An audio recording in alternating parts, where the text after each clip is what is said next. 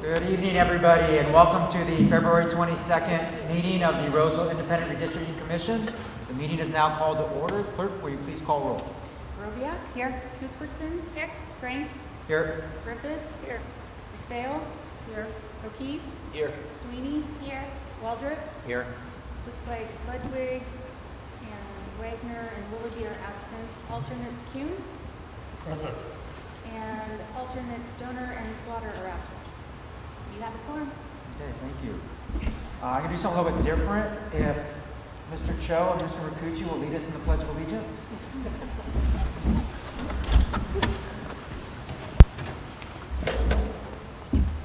Pledge allegiance to the flag of the United States of America and to the republic for which it stands, one nation, under God, indivisible, with liberty and justice for all. Thank you.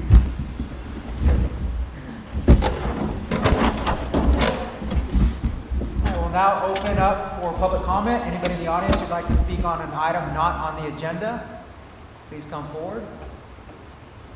Seeing none, we'll close public comment and turn to item 5.1 on the agenda.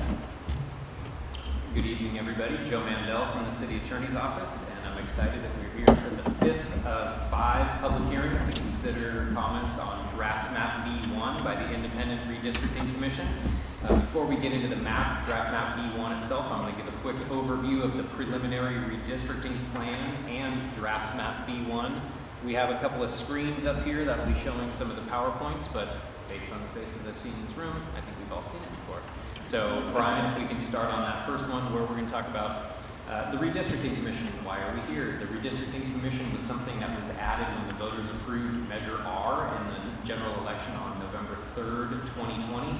And the purpose of that was to establish a redistricting process that's open and transparent and allows public comment on the drawing of city council district boundaries, ensures that district boundaries are drawn according to the redistricting criteria set forth in the city charter and applicable laws, and ensure that the redistricting process is conducted with integrity, fairness, and without personal or political considerations.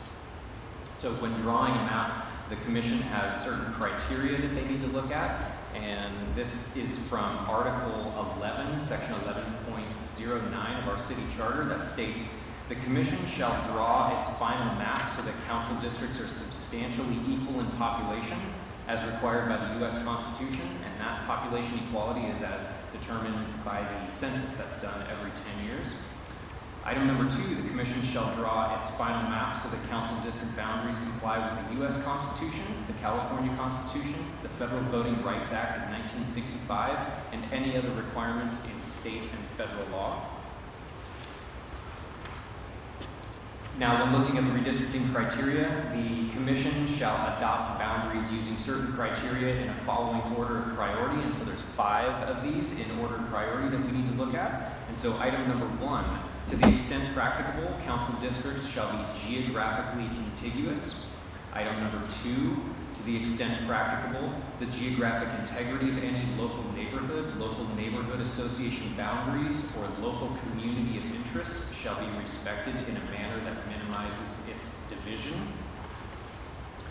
Item number 3, in order of priority, council district boundaries shall be easily identifiable and understandable by residents, and to the extent practicable, council districts shall be bounded by natural and artificial barriers, by streets, or by the boundaries of the city. Item number 4, in order of priority, where it doesn't conflict with the preceding criteria in this subdivision, council districts shall be drawn to encourage geographical compactness in a manner that nearby areas of population are not bypassed in favor of more distant population. And then item number 5 is any other commission adopted criteria that doesn't conflict with the other requirements or criteria in here, and we do not have any other commission adopted criteria to note. Moving on with redistricting criteria, it's important to note that the Commission shall not adopt council district boundaries for the purpose of favoring or discriminating against a political party, and the Commission shall not consider the place of residence of any individual, including any incumbent or political candidate, in the creation of a map. So that's the redistricting criteria. Now we will look at the procedure for what's involved in adopting a map and report, and this comes out of our city charter again. At Article 11, Section 11.10, And this states that the Independent Redistricting Commission shall file a preliminary redistricting plan and draft map with the City Clerk, along with a written statement of findings and reasons for adoption, which shall include the criteria employed in the process and a full analysis and explanation of the decisions made by the Commission. And the City Clerk shall publish the preliminary redistricting plan and draft map at least 30 calendar days prior to the adoption of a final redistricting report and final map. That preliminary redistricting plan and draft map B1 were published on January 27th, 2022, and we're now in that 30 calendar day period where we're receiving public comment. So during the 30 calendar day period after publication, the city charter requires that the commission hold at least 5 public hearings, and 1 public hearing needs to be held in each existing council district. You can see at the bottom of this slide that we are now here on the 5th of 5 public hearings. And so our next meeting after this one will be to consider adoption of a final map.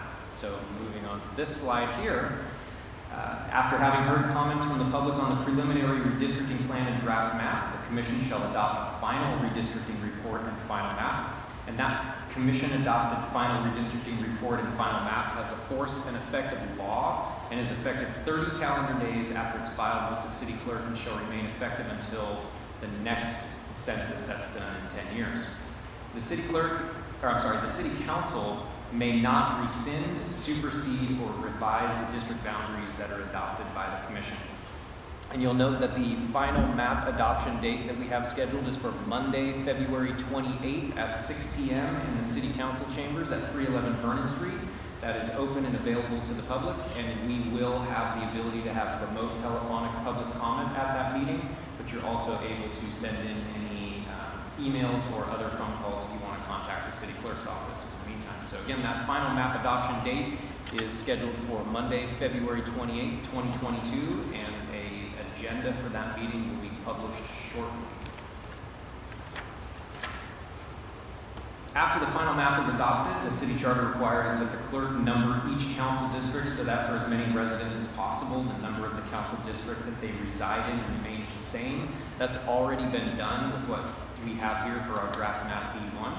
And then the final item is that the final redistricting report and final map shall be subject to referendum in the same manner as ordinances. So with that background from the preliminary redistricting report, we now can look at draft map B1. And draft map B1 is an adjusted version of draft map B. The adjustments were made by the Independent Redistricting Commission on January 24th at their meeting following a series of public hearings throughout January 2022.